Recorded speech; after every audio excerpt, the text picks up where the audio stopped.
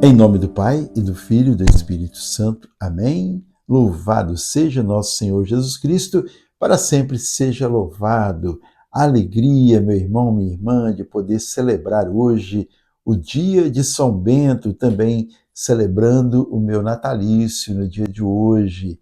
Agradecido a Deus por essa graça de poder chegar a mais um ano de vida. E obrigado a você que reza conosco, que reza por nós, e que nos ajuda sempre a nos mantermos firmes na fé. E a alegria é isso, viver a fé, pois o justo vive pela fé. Hoje, como eu disse, dia de São Bento, uma pequena história, né, de São Bento, embora que a história dele seja muito grande, mas aqui a gente não dá tempo de contar isso tudo, não é? Então veja bem, dia 11 celebra-se o dia de São Bento. O santo é padroeiro de toda a Europa, principalmente da Alemanha. Considerado pai dos monges, Bento é de fato uma das mais importantes figuras da Igreja Católica. Sua fama de milagreiro se espalhou após a sua morte, assim gerando a canonização em 1220. Além disso, sua importância para o catolicismo tem força até hoje.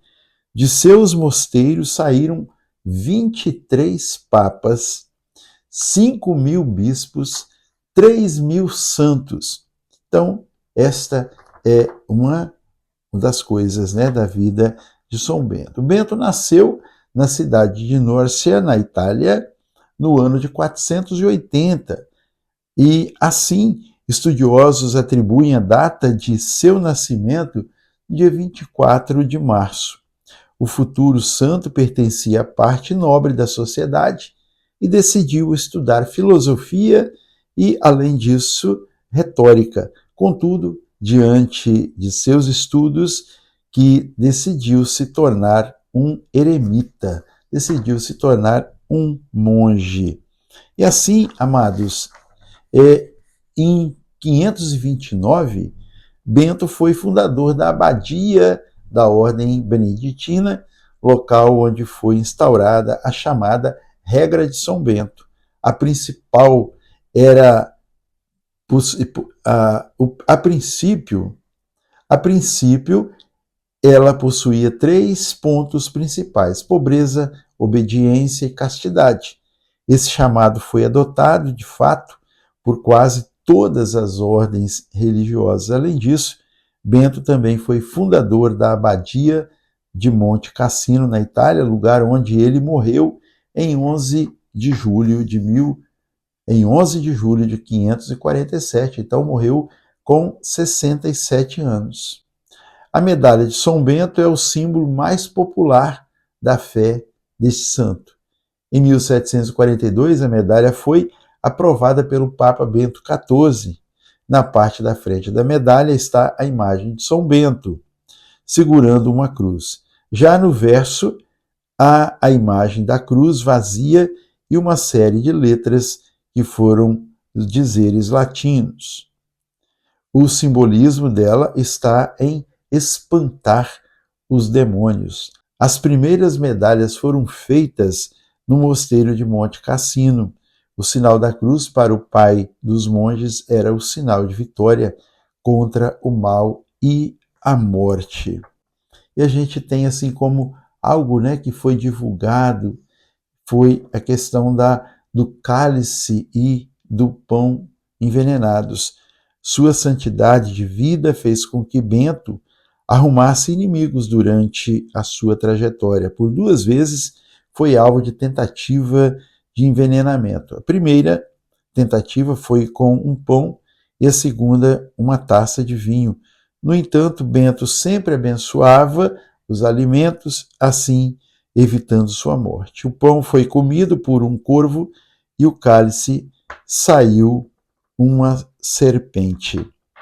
E assim, amado irmão, amada irmã, nós vamos depois fazer esta oração de São Bento e vou contar também um fato verídico que aconteceu entre nós.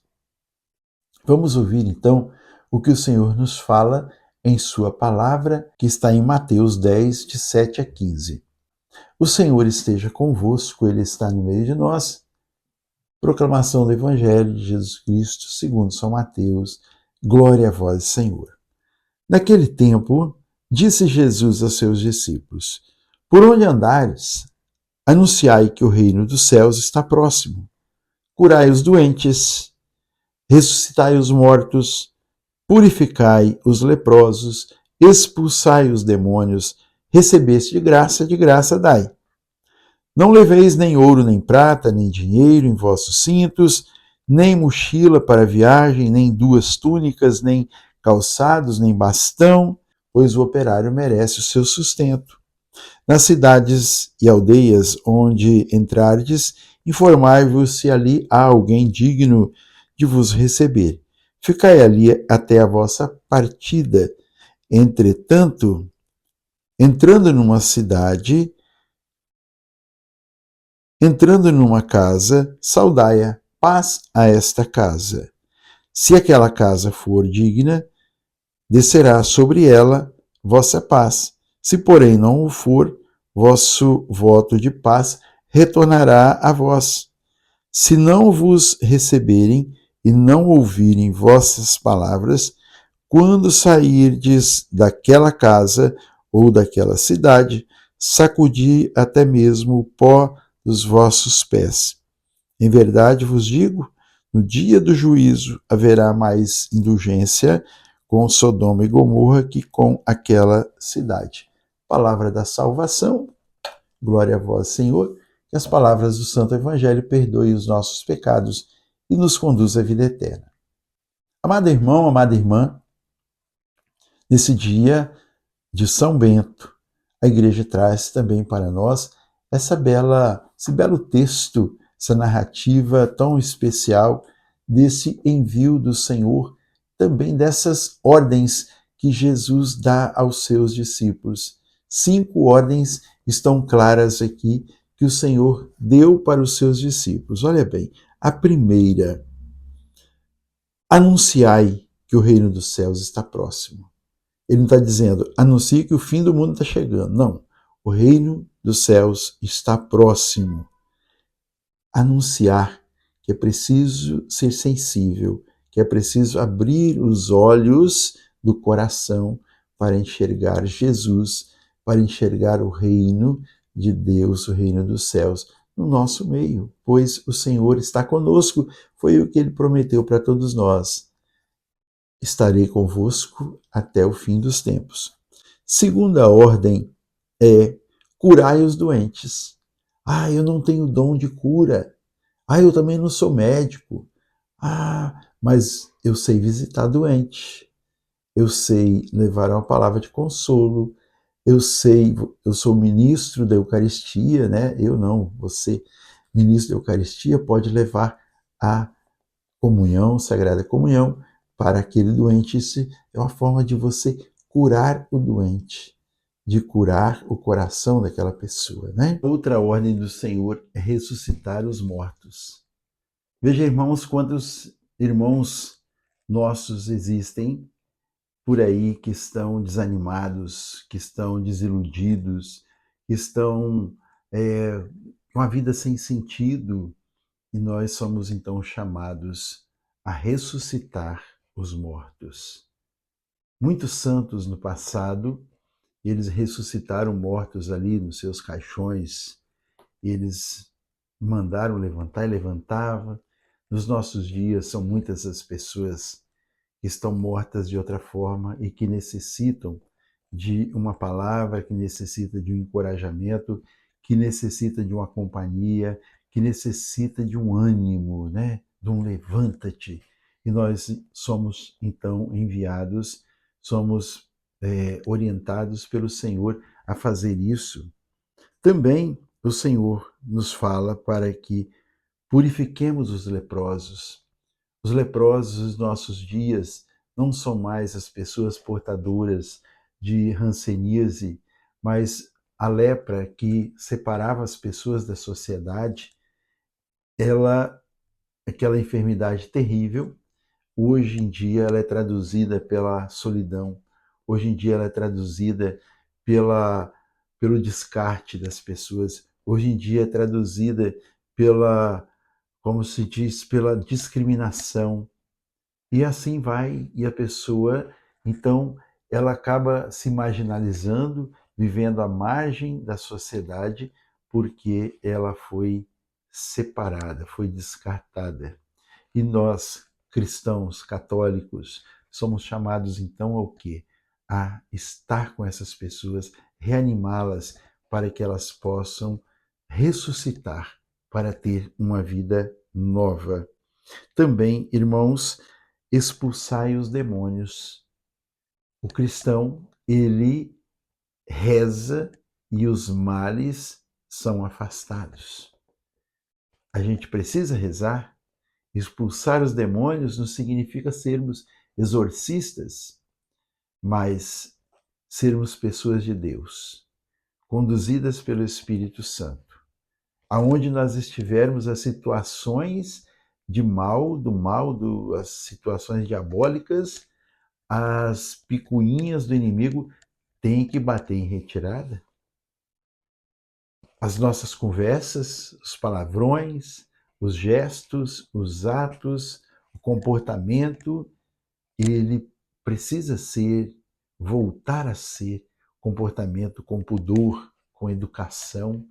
E isso vem de Deus, vem da ação do Espírito Santo. Precisamos, então, expulsar os males da nossa vida. E assim, meu querido irmão, minha querida irmã, veja que Jesus ensina que o evangelizador, o anunciador, o proclamador da Boa Nova, ele não precisa de ficar levando muita coisa. Não leveis ouro, nem prata, nem dinheiro em vossos cintos, mas sejam vocês mesmos simples. Vocês vão para anunciar o Evangelho, a Boa Nova. E quantas pessoas nos nossos dias hoje que andam cobrando para anunciar a Boa Nova? Quantas pessoas que andam ajuntando coisas? Para quê? Não é? Jesus só pede uma coisa: vai, deseja a paz. Se a paz que você deseja para a pessoa, ela não for aceita por ela, retornará para você.